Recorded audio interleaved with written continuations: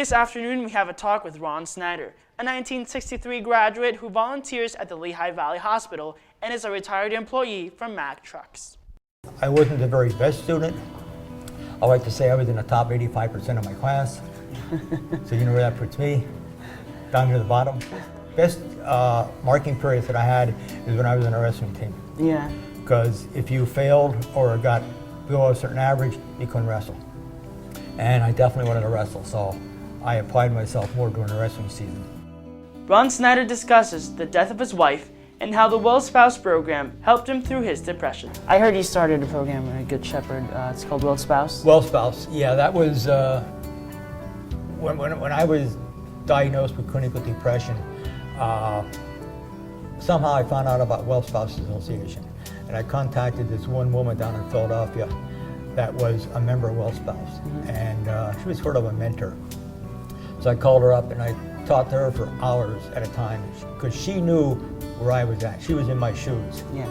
Most people have no idea what a Well Spouse does. Well, my wife passed away, so I stopped going to the meetings here for a couple of years. But then I figured I have so much I can offer, so I started going back, and I'm still going. And now I'm taking care of my mother. She's 93, so I'm back to being another Well Spouse again. I saw you join the gym club when it got started. Was it the first year they got started? No. The first club I belonged to was Travel Club, and that was run by an old teacher that did a lot of traveling, and that's where I got my love for traveling and the outdoors and wilderness and stuff like that.